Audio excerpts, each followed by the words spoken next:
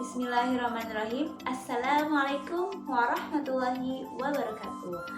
Alhamdulillahilladzi arsala rasulahu bil huda wa dinil haq liyudhhirahu 'ala dini walau karihal musyrikun.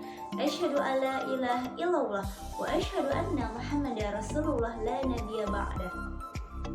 Pertama-tama, marilah kita panjatkan puja dan puji syukur kehadirat Allah Subhanahu wa taala yang mana telah memberikan begitu banyak nikmat kepada kita semua, di antaranya nikmat sehat walafiat. Sehingga pada kesempatan kali ini kita masih bisa dipertemukan kembali dalam perkuliahan online. Tak lupa sholawat serta salam semoga tetap tercurah limpahkan kepada Nabi kita Nabi Muhammad SAW beserta sahabat dan para pengikutnya di akhir zaman.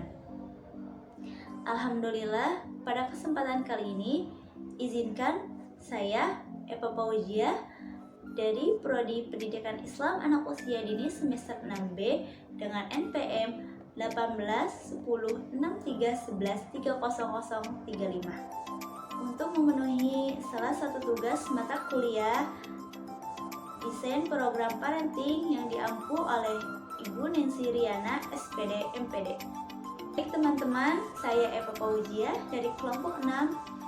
Di sini saya akan coba mempresentasikan kegiatan program parenting yang telah dilaksanakan di lembaga tempat saya mengajar di TK Rumah Bunda Karawang, yaitu tentang bahasa cinta untuk anak. Berikut pembahasannya, silahkan menyimak teman-teman videonya. Baik teman-teman, di sini saya akan memaparkan pembahasan tentang kegiatan parenting bahasa cinta untuk anak di TK Rumah Bunda Karawang. Bahasa cinta seorang anak adalah sebuah cara komunikasi yang sesuai dengan anak agar ia benar-benar merasa dicintai. Kata kunci di sini adalah benar-benar, karena anak tahu orang tuanya peduli dengannya. Tetapi ada sebagian anak tidak benar-benar merasa dicintai. Nah, untuk itu kami menyadari dengan diadakannya kegiatan program parenting di TK Rumah Bunda diperuntukkan kepada seluruh orang tua murid dapat mengikuti kegiatan acara program parenting dengan selesai, serta orang tua murid bisa mendengarkan penjelasan serta bisa memahami pemaparan materi yang disampaikan oleh pemateri utama untuk seluruh orang tua murid yang menyekolahkan anaknya di TK Rumah Bunda. Kegiatan ini dilakukan untuk menyelaraskan kegiatan-kegiatan bahasa cinta untuk anak pada saat sekolah dan di rumah, serta memberikan pengetahuan tentang bagaimana cara mengembangkan bahasa cinta untuk anak yang baik dalam mendidik anak dengan cinta di rumah. Tujuan dari program parenting di TK Rumah Bunda ini yaitu untuk membantu mengoptimalkan dalam mengembangkan bahasa cinta untuk anak usia dini. Upaya pengelola dalam meningkatkan pemahaman orang tua terhadap bahasa cinta anak yaitu dengan diadakannya kegiatan parenting pertemuan orang tua secara virtual. Dengan adanya kegiatan ini untuk menambah pengetahuan tentang bahasa cinta anak yang tepat untuk anak usia dini. Kegiatan parenting di TK Rumah Bunda memiliki tujuan agar orang tua dapat meningkatkan pengetahuan, sikap, dan keterampilan dalam mengembangkan bahasa cinta untuk anak. Adapun tujuan dari program parenting di TK Rumah Bunda yaitu untuk meningkatkan ikatan sosial, emosional antara orang tua murid, pendidik, dan anak. Terdapat 6 poin. 1. Susunan panitia parenting. 2. Pelaksanaan parenting. 3. Susunan acara. 4. Kegiatan inti materi. 5. Sesi tanya jawab. 6. Laporan pelaksanaan parenting. Poin 1. Susunan panitia parenting. Susunan panitia parenting yang dilaksanakan oleh Ketua Yayasan atau Ketua Panitia Bunda Emma Maisaro SPD MMPD. Selanjutnya, Sekretaris oleh Ibu Siti Kurniasi. Bendahara Ibu Wardah Tunisia SPD. Seksi peralatan semua guru. Poin 2. Pelaksanaan parenting. Pelaksanaan parenting dilaksanakan pada hari Sabtu tanggal 4 April 2021. Tempatnya di TK Rumah Bunda. Waktu jam 9 sampai jam 11. Pembicara Ibu Siti Sarah Hazar Nur Fuadah, SPSI, MPD. Poin 3. Susunan acara parenting. Susunan acara parenting yaitu jam 8 sampai jam 8.30 persiapan oleh Bunda Emma dan seluruh tim guru. Jam 8.30 sampai jam 9.00 briefing dan doa oleh Bunda Emma. Selanjutnya jam 9 pembukaan oleh moderator Ibu Adeliani Biagi, SPSI. Jam 9 sampai jam 9.10 menit pembacaan ayat suci Al-Quran oleh Ibu Eva Fauzia. Jam 9.10 sampai jam 9.15 sambutan oleh Ibu Yayasan TK Rumah Bunda, Bunda Emma Maisaro SPD MMPD.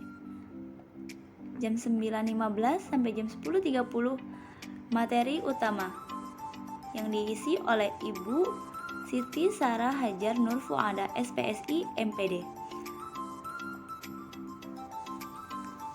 Temanya tentang kegiatan parenting bahasa cinta untuk anak. Jam 10.30 sampai jam 10.50 sesi tanya jawab. Pembukaan oleh moderator Ibu Adeliani Biagi, SPSI,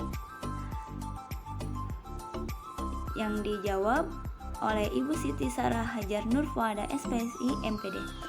Jam 10.50 sampai jam 11 penutup oleh moderator Ibu Adeliani Biagi, SPSI. Poin 4. Kegiatan inti materi. Pengertian bahasa cinta. Bahasa cinta seorang anak adalah sebuah cara komunikasi yang sesuai dengan anak agar ia benar-benar merasa dicintai. Kata kunci di sini adalah benar-benar, karena anak tahu orang tuanya peduli dengannya, tetapi anak tidak benar-benar merasa dicintai. Berikut ini akan dijelaskan bahwa bahasa cinta itu ada 5 macam. Setiap orang memiliki bahasa cinta yang dominan, sedangkan bahasa cinta yang lain adalah pendukung saja. Nah, terdapat 5 poin bahasa cinta. Poin 1, sentuhan fisik, yaitu memberikan sentuhan fisik seperti pelukan, ciuman di pipi, belayan, dan bermain yang melibatkan sentuhan fisik dan lain-lain untuk anak. 2, kata-kata pendukung, yaitu kata-kata positif dan dapat mendukung perilaku baik seorang anak. 3, waktu berkualitas, yaitu melakukan aktivitas bersama dengan anak tanpa ada orang lain. 4, hadiah, yaitu orang tua memberikan hadiah kesukaan anak pada waktu-waktu tertentu. 5, layanan, yaitu memenuhi kebutuhan anak yang penting baginya, meliputi kebutuhan sehari-hari seperti tempat tinggal, makanan, pakaian, dan kebutuhan sekolahnya. Adapun dominasi bahasa cinta anak, kunci keberhasilan orang tua dalam memberi pengaruh pada anak adalah kasih sayang, empati, dan kelembutan hati. Dengan suara yang lembut, tatapan mata yang teduh, dan empati dari orang tua. Pesan-pesan agama yang disampaikan dengan cepat menembus pikiran dan hati seorang anak. Dalam ilmu cara kerja pikiran, ketika suatu pesan sudah masuk ke level keyakinan atau belief system, maka akan mudah dikerjakan oleh anggota tubuh. Selanjutnya ada kata-kata tentang anakku adalah tamu istimewa dari Tuhanku yang aku undang kedatangannya dengan segala potensi baik. Jadi terbayang, kita aja dalam Islam itu ketika ada tamu, berapa lama kita menjamu dan memberi penginapan untuk tamu tersebut. Jangka waktunya yaitu 3 hari, dan kita benar-benar harus menjamu dan mengeluarkan semua yang kita punya untuk menjamu tamu selama 3 hari penginapan di rumah kita.